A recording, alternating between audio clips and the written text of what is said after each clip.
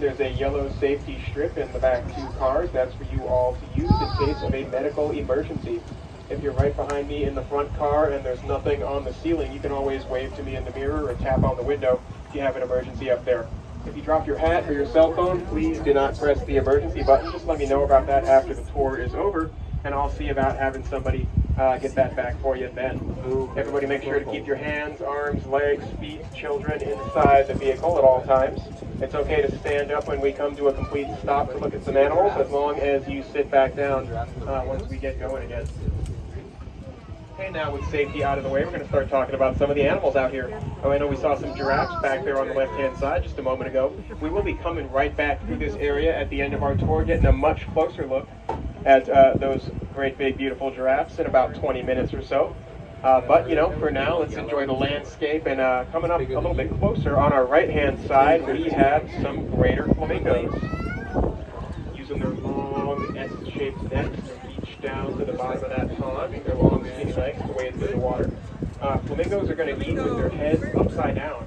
They turn their head upside down, they dip it into the water, and they scoop around on the bottom looking for mollusks and crustaceans and various other little goodies that they can eat. The species here, I mentioned the greater flamingo, but don't worry too much about that name. They're not actually better than the other flamingos. Don't tell them I said that. But they are a little bit bigger. Usually that kind of naming convention, the greater whatever, the lesser whatever, it's going to refer to the size of the animal more so than to their quality. I'd say all flamingos about equally good. Now we are going to be talking about animal adaptations on the tour this afternoon, how all these different species are adapted to survive in their environment. We'll talk about feathers and fur and stripes and spots and antlers and horns and all kinds of stuff. Even maybe a little bit about animal behavior too, since the way these animals behave is just as important as all the rest of that stuff I just said when it comes to survival. Talking about that African savanna where they're going to live. For the most part, that's what's going to be the subject of our tour today. We might talk a little bit about some other habitats here and there, maybe a little bit about the native habitat down here in Escondido, but for the most part, we're going to be talking about that African savanna. Someone's got to fix that sprinkler. Okay, coming up on the right-hand side, we have the Rhino Rescue Center coming into view here. Home to about 10 southern white rhinos. Let's see if they're... Oh, hey, here comes one. Walking along the fence right there, getting closer. I'm going to stop right about here. If you guys look just a little bit ahead of the tram to the right-hand side, you can see the back and the ears of one of those rhinos walking along. Should be getting a little closer in a minute. Here he comes. Now the rhinos living here at the RRC have got a pretty important role to play in terms of conservation. Even though the southern white rhino, the species here, is doing okay. Let's look at him. Everybody can see him here. Even though they're doing okay, there's about 20,000 of them out there in the world. They do have a close relative called the southern white rhino. And wait a minute, sorry, backwards. These are the southern white rhinos. They have a close cousin called the northern white rhino, who's critically endangered. There are actually just 2 northern white rhinos left on the planet. Both of them are female, a mother and a daughter, and they live together on a wildlife preserve over in Kenya. Now, some of you biologists back here may have already figured out the problem with that population. 2 rhinos, both female, they can't actually reproduce anymore, at least not the traditional way. So here at the Rhino Rescue Center, we do a lot of work with their close cousins, the southern white rhinos, studying rhino biology, rhino reproduction, working on assisted reproduction. So stuff like in vitro fertilization, artificial insemination, surrogate motherhood, different things we might one day be able to use to help maybe save that species from the brink of extinction.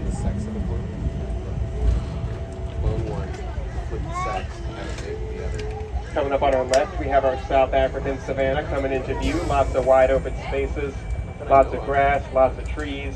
I know grass and trees, that kind of just sounds like regular basic nature stuff, but it's the presence of both of those things together that make a savanna just a little bit different from some other similar habitats. A forest has trees but no grass. The grassland has grass but no trees. The savanna is kind of like the best of both worlds. It has lots of grass, it has lots of trees, and it has lots of space in between. But enough ecology for now. I think let's talk more about the animals, more about the biodiversity. Now we can see actually some local species really close by. There's an egret sitting on that log, that skinny white feathered bird with the long agile neck. We also have, let's see, some pelicans hanging out back there. There's usually a few cormorants around this lake. I don't see them right now. Cormorants are kind of long-necked birds with black feathers. They do a lot of diving down into the water to get those fish. Lots of native species like to hang out here at the park, enjoying lots of the amenities we have out here. The free food, the public pools, relative safety from predators. So we'll see if we can spot some more local wildlife out there on the tour. Anyway, looking off into the distance, I see a few different antelope hanging out down there. I see some sable antelope, I see some eland, I think I saw some water buck, so should be a antelope heavy section coming up next.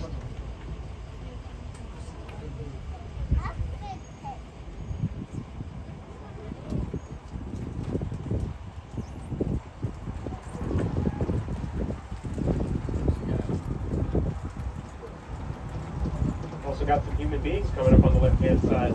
Some of our staff hard at work keeping these habitats in tip-top shape for all the animals to live in them. On our immediate right, we've got some gazelles. These are the samurai gazelles. Now this species is what we call an opportunistic browser, meaning sometimes they eat off the ground, but other times they go up on their back legs, reaching into the trees and bushes to grab something a little extra, like some leaves. You can see here there's some little cords hanging down from those umbrellas. They hang a little bit of leafy branches in there for the gazelles to get a bit of a workout. Lets them reach up just like they would do out there in their natural habitat. Looks like they just about cleared off those branches that are in there. Oh, my bad. Looks like they're not even up there anymore. Maybe a little bit later.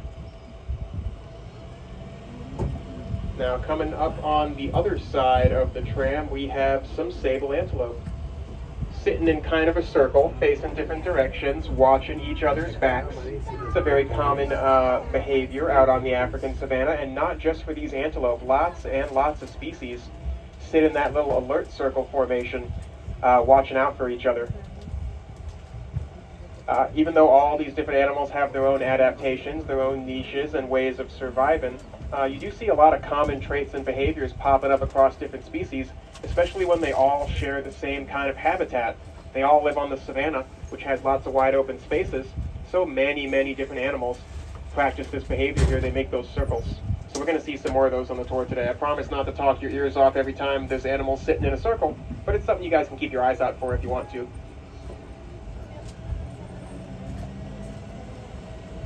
Sitting up here in the shade of this next little tree, we have some water buck, some Ellipsan water buck. These shaggy dark brown antelope there, one of them standing up, grooming her fur. They have that thick shaggy brown fur. It's actually a little bit oily too. It's a little bit waterproof because the water buck lives up to its